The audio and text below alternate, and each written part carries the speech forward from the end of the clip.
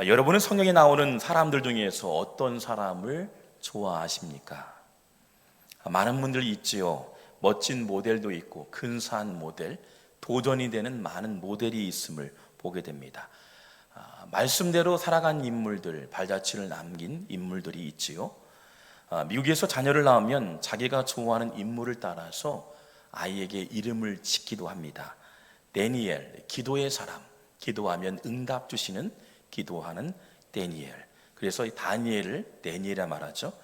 다윗, 하나님의 건국의 아버지였던 이스라엘 민족의 건국의 아버지 다윗. 그래서 데이비드 얘기합니다. 사도 바울을 좋아하면 바로 바울, 폴이라는 단어를 씁니다. 저도 개인적으로 폴박이라고 해서 이름을 쓰기도 했습니다. 여러분은 어떤 인물을 좋아하시나요? 그렇다면 정말 좋아하는 인물을 따라 살아갈까요? 성경에 나와 있는 이름대로, 인물대로 좋아하고 그 인물처럼 살아갈까요? 그 인물 정말 좋아할까요? 정말 부모들이 좋아할까요? 그렇게 살았으면 좋을까 생각해 봅니다. 많은 사람들이 마더 테레사 좋아합니다. 슈바이처 좋아합니다. 그래서 위인전을 읽게 하고 많은 이들에게 도전을 준다고 얘기합니다. 그런데 그런 기미만 보여도, 아니면 내가 선교사로 가기로 작정만 해도 부모님들이 기겁을 하게 되죠.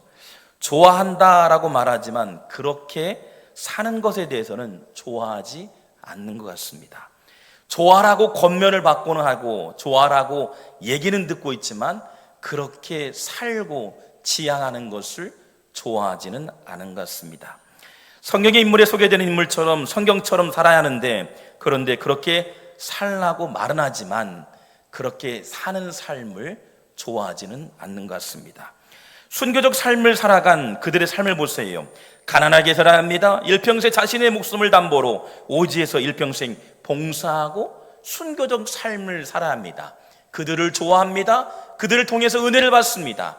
그러나 그들의 발자취를 따라하는 것 좋아하지는 않는 것 같습니다. 위대한 인물은 좋아하지만 그렇게 사는 것은 좋아하지 않습니다. 말과 삶이 다른 거죠. 이러한 모습을 미국에서 영향력이 있는 프란체스 목사님은요, 형식적인 그리스도인이다 라고 얘기합니다. 말만 하고 삶은 다른 사람, 형식적인 그리스도인, 그 사람을 이렇게 정의하죠. 주를 위해 목숨을 살고 살아가는 간증들의 은혜는 많이 받고 또 사모하고 그렇게 원하지만 그렇게 살아가는 사람은 적다라고 소개합니다. 정작 그렇게 살지 않는다고 말합니다. 좋아하긴 하지만 그렇게 살지 않는다. 그래서 사도 바울은 당시나 오늘날이나 우리에게 살아가고 또한 경고하고 있고 책망하고 있으며 우리에게 도전하고 있습니다. 믿음의 자세를 언급하면서 빌립보서 2장 5절 말씀에는 너희 안에 이 마음을 품어라. 곧 그리스도의 예수의 마음이니. 어디에 있든 어떤 상황이든 너희 안에 이 마음을 품어라. 예수의 마음을 품어라. 할렐루야. 예수의 마음을 품는 저와 여러분 되길 주 이름으로 축원합니다. 영어 성경에 보니까요, 당신은 예수님 같은 삶을 살아야 합니다. 당신은 그렇게 살아야 합니다. 그렇게 살아가는 것이 그리스도입니다라고 얘기하고 있죠. 예수님을 닮아가는 것이 바로 비전널이에요. 우리 이 땅에 머무는 모든 성도의 목적과 방향은 세상이 아닌 예수를 닮아가는 것. 그래서 예수님을 닮아갈 때 비전이 열리게 되는 겁니다. 예수님의 마음으로 살아가는 것, 바로 여러분이 비전원이가 되길 주 이름으로 축원합니다. 그렇다면 우리가 어떤 모습을 닮아가야 할까요? 어떤 모습을 따라가야 할까요? 오늘 성경 본문에 보니까 가나안 땅을 앞두고요, 땅을 정탐했던 리더들이요, 무엇을 보고 왔는데 어느 분류는 끝내는 그 땅을 취하지 못하고 죽게 됩니다. 그러나 또 다른 인물들은 그 땅을 얻게 되고 누리게 되어지죠. 우리가 알고 있는 본문의 14장에도 역시 마찬가지로 계속 이어지면서요, 하나님의 말씀을 붙드는 자는 승리를 얻게 됩니다. 하나님과 동행함을 얻게 됩니다. 그리고 그 땅을 누리게 됩니다. 그러나 하나님을 배반하고 말씀대로 살아가지 못하고 실제적으로 그렇게 살지 못하면 버림받는 저주의 인생이 되어지죠. 그래서 첫 번째, 우리가 어떤 모습으로 살아갈 것인가, 잘못된 영향을 주는 것을 바라보지 말아야 합니다. 우리에게 잘못된 영향을 주는 것은 절대 바라보지 말고 손대지도 말아야 한다. 민수기 13장 28절 말씀 보면 그러나 그 땅 거주민들은 강하고 성읍은 견고하고 심이 클 뿐 아니라 거기서 안악 자손을 보았으며, 보긴 보았는데 세상을 보았다는 겁니다. 그리스도인들은 아무거나 보면 안 됩니다. 아무거나 따라하면 됩니다. 이유는요, 잘못된 영향을 받을 수 있기 때문에 그렇지요. 여러분, 색깔 마케팅, 컬러 마케팅 들어보셨나요? 유명한 기업들의 로고를 보세요. 유명한 기업들의 로고들의 대부분이요, 파란색을 사용하고 있다는 겁니다. 삼성, 신한은행, 페이스북, 파란색을 주는 의미가 뭘까요? 신뢰감을 의미하죠. 우리 기업은 청렴한 기업입니다. 또한 여러분에게 믿음직한 기업입니다. 여러분은 믿고 우리 기업에 투자하세요. 신뢰감을 주는 기업이죠. 패스트푸드점을 보세요. 컬러를 보세요.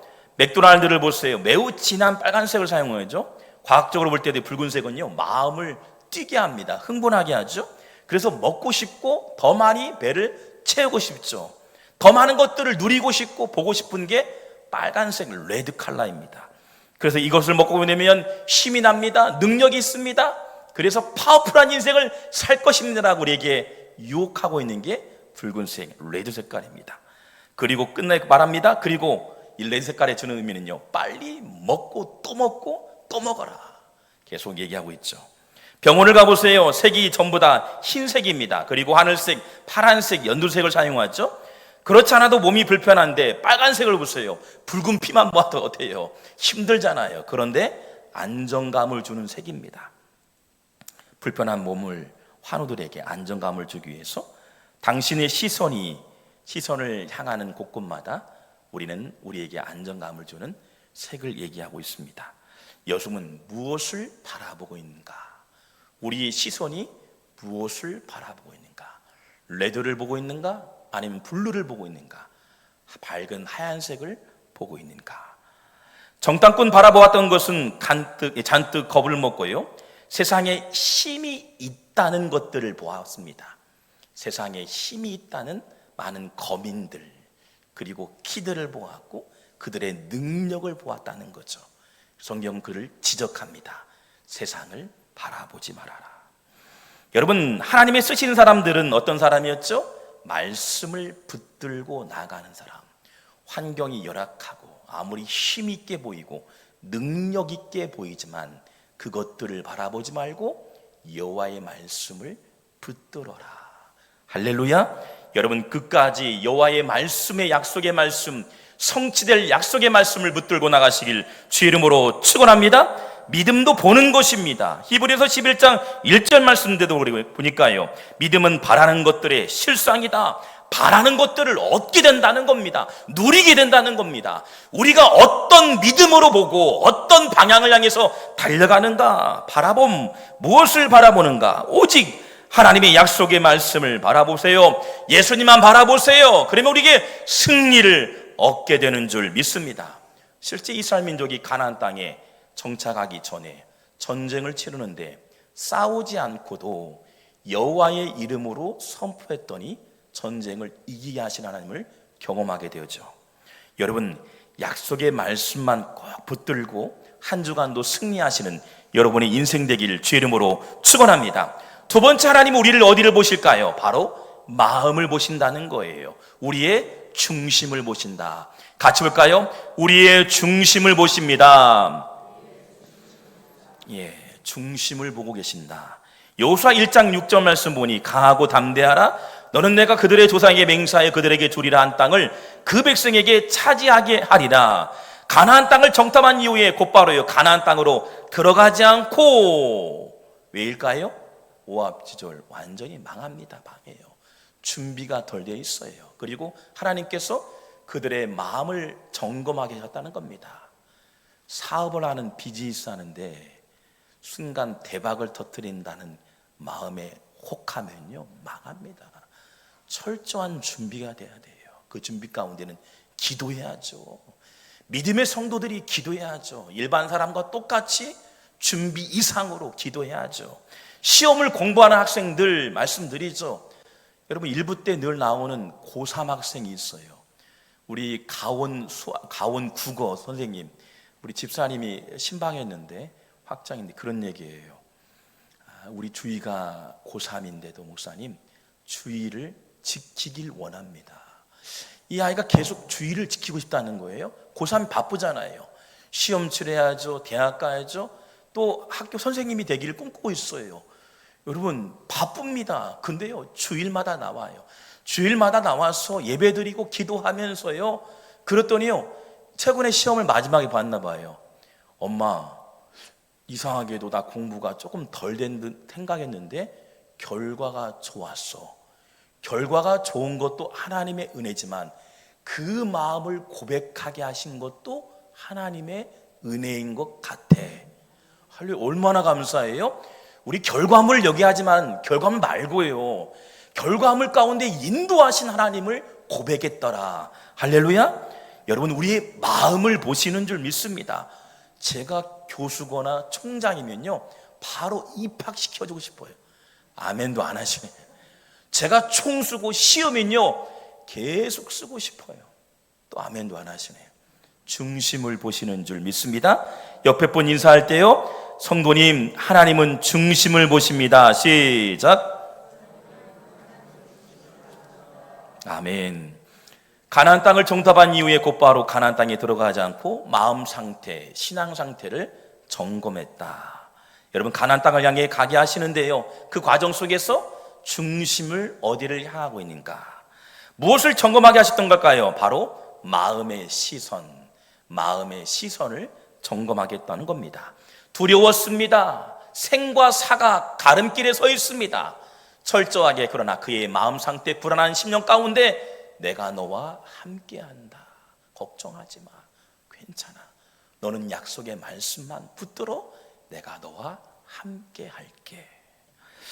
여러분 인류 최초로 무리를 걸었던 사람 누구이죠? 예수님이죠. 베드로, 그 다음에 베드로였습니다. 베드로가 예수님을 보고 걷습니다. 그렇지만 얼마 가지 않아 바다를 보기 시작합니다. 그리고 금세불에 빠지게 됩니다.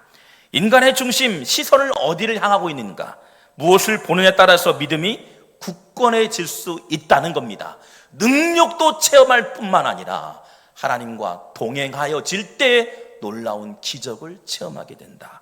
믿음은 보는 것입니다. 마음의 중심이 어디를 보고 있는가. 히브리서 12장 2절 말씀 보니 믿음의 주요 온전케 하시는 인 예수를 바라보자. 예수를 바라보면 우리를 온전케 하신다는 거예요. 우리를 견고하게 한답니다. 우리를 다른 곳에 마음을 두지 않고 승리의 길로 인도한답니다. 온전케 한다. 이 온전하게 한다는 건 뭘까요? 영어로 보니까 let us fix라는 단어입니다. let us fix. 이 fix라는 단어를 보니까 두 가지 뜻을 하고 있어요. 첫 번째 뜻은 repair, 고치다, 어태치, 고정하다. 세상을 바라보던 나의 잘못된 시선을 고정하여 예수를 바라보는 것.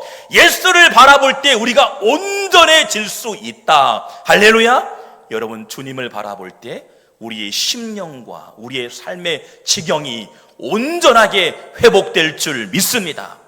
세상에 고정하고 세상에 대박난다 말하는 세상의 수많은 사건에 우리의 시선을 다시금 고쳐서 예수를 바라볼 때 우리의 심령을 온전하게 이끄시는 줄 믿습니다. 예수님은 누구를 바라보았을까요? 예수님 역시 마찬가지로 마태복음 3장 16절 말씀 보니 예수께서 세례를 받으시고 곧 물 위에 올라오실 새 하늘이 열리고 하나님의 성령이 비둘기같이 내려 자기 위에 임하심을 보시더니 하늘을 보았다는 거예요. 예수님은 바라보았던 두 가지 방법이 있었는데요, 두 가지를 보셨습니다. 첫 번째는 하늘을 우러러 보셨다. 하나님의 은혜를 구했습니다. 예수님 역시. 그리고요, 은혜를 구한 그 은혜를 통해서였대요, 인간을 보시고 인간에게 흘러보냅니다. 영적인 원리는 사람은 유한한 존재가 아니에요. 무한한 존재가 아니에요. 우리는 유한한 존재입니다. 우리에게는 죽음이라는 데드라인, 감기만 걸려도 온몸이 아프지요. 여러분 우리가 미래를 볼 수 있단 말하지만 한치 앞을 볼 수가 없습니다. 그런데 보세요, 주님 역시 하늘의 신령한 은혜를 구하기 위해서 하나님을 바라보았고 백성들을 보았다는 겁니다. 하나님의 은혜가 흘러가도록. 하늘을 보셨습니다. 그리고 우리를 바라보셨습니다. 오병이어 기적 보세요. 하늘을 우러러보시고 그리고 인간을 보셨습니다. 38년 된 병자를 보셨습니다. 베드로의 장모의 병을 보셨습니다. 백부장 신하의 아들을 보셨습니다. 여러분, 스테반이 돌에 맞아 죽을 때에도 무엇을 보았나요? 스테반이 바라보았던 건 사도행전 7장 55절 말씀 보니 스테반이 성령 충만하여 하늘을 우러러 주목하여 하나님의 영광 및 예수께서 하나님 우편에 서신 것을 보고 하늘을 보았다는 거예요. 돌에 맞는다는 것은 곧 죽음을 암시하죠. 죽는 사람이 살려달라고 애원하지 않고 하늘을 우러러 보았다. 신령한 은혜가 임하면 고통도 뛰어넘을 수 있는 은혜로 덮어진다는 겁니다. 저도 힘들 때, 어려울 때, 너무나 고통스러울 때 목회 현장에서 주님을 바라봅니다. 그리고 교회 문을 밖을 나갈 때는 또 꼭 십자가를 보고 가요. 그리고 들어올 때는, 성전에 올 때는 꼭 성전에서 모든 일을 마치면 이 자리에 여러분처럼 앉아서 기도하고 갑니다. 여러분, 주의 임재가 있는 이곳에 주님을 바라볼 때 신령한 은혜가 우리에게 임하여 주시고 우리의 상처와 아픔, 고통을 어루만져 주시는 하나님의 보혈의 은혜가 임하게 될 줄 믿습니다. 그래서요, 주님, 저를 불쌍히 달라고 기도해요. 저는 부족합니다. 불쌍히 여겨 주옵소서. 예수님께서 기적에 행하셨던 현장에 동일하게 반복되는 단어가 10번도 아니에요. 100번 이상 계속 반복되는 단어가 나옵니다. 기적의 현장에 반복되는 단어, 이 단어만 알아도 은혜가 되죠. 저를 불쌍히 여기소서. 마태복음 17장 15절 말씀 보니 주여 내 아들을 불쌍히 여겨 주소서. 간질 환자의 아들이 누워 있었어요. 얼마나 고통이에요. 어머니로서요, 아버지로서 이 아이가 간질이 있어요. 그러니까 나를 불쌍히 줬어. 마태복음 20장 34절 말씀, 예수께서 불쌍히 여기사 그들의 눈을 만지시니, 맹인에게요, 그 눈을 만지시니. 누가복음 7장 13절 말씀 보니 주께서 과부를 보시고 불쌍히 여기사 울지 말라 하시고 불쌍히 여기다 스프랑크 니조마이. 마음이 부서진 사람들, 상처와 아픔으로 얼룩진 사람들, 어떤 힘으로 회복할 수 없는 상태에 마지막 희망을 가지고 주님께 나가는 부르짖음, 바로 주여 불쌍히 여겨 주옵소서.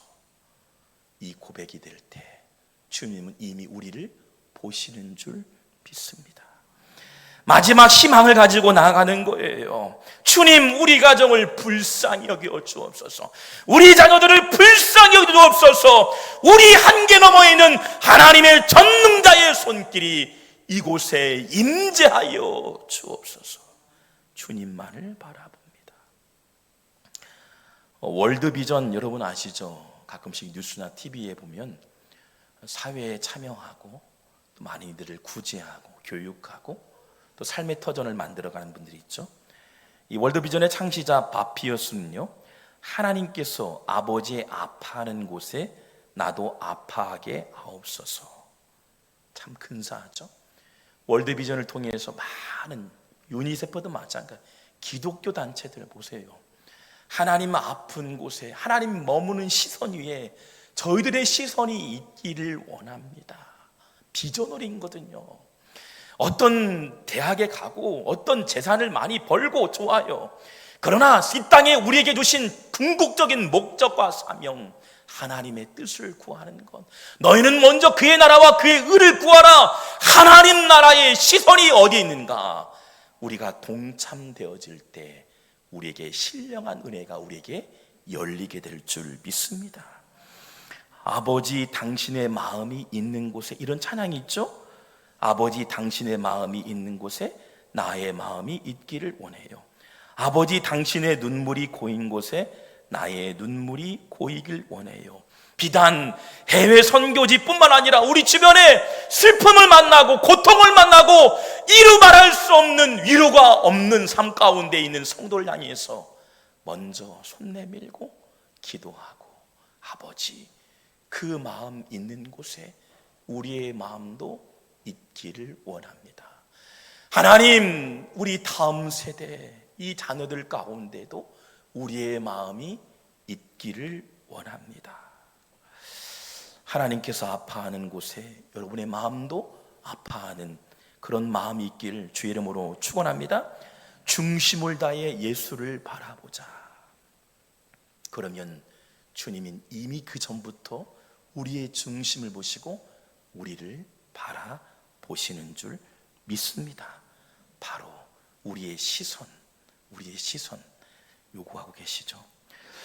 2021년도 5월 23일 이탈리아 북부 알프스 끝자락에 마조레호라는 호수가 있습니다. 가신 분들은 아마 아시는데요, 저는 뉴스를 통해서 이 내용을 접했는데요, 이 알프스 산맥 끝자락이 얼마나 아름답게, 보세요. 너무나 아름다운 호수가 있는 전망에 이 케이블카를 설치해서요, 많은 사람들이 하늘에서 바라본 호수를 바라보게 되죠. 저 멀리의 알프스 산맥을 바라보기도 합니다. 정원이 한 40명 정도 되는 케이블카.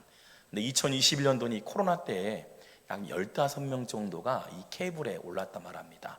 그런데 정상에 올라올 쯤 이 케이블카가 갑자기 뒤로 밀려지고요, 화근을 만나게 되었습니다. 근데 보니까 15명이요 이 케이블카에서 어려움을 만났어요. 사고가 났어요. 끔찍한 사고예요. 보니까 15명 중에 14명이 목숨을 잃게 되었습니다. 근데 유일하게 단 한 명만 살아남는데요, 5살짜리 꼬마아이 에이탄 비란이라는 아이예요. 에이탄 비란. 살아난 이유를 보니까요, 아버지가 꼭 껴안고 그 아이를 품에 안고 있었다. 그 아버지가 고통과 충격을 다 감수하고 사랑하는 아들을 꼭 안았던 거죠.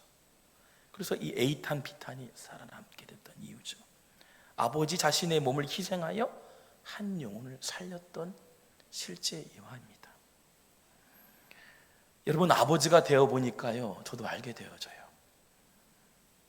자식이 죽어가는데, 자식이 힘들어하는데 관망하는 부모 있나요?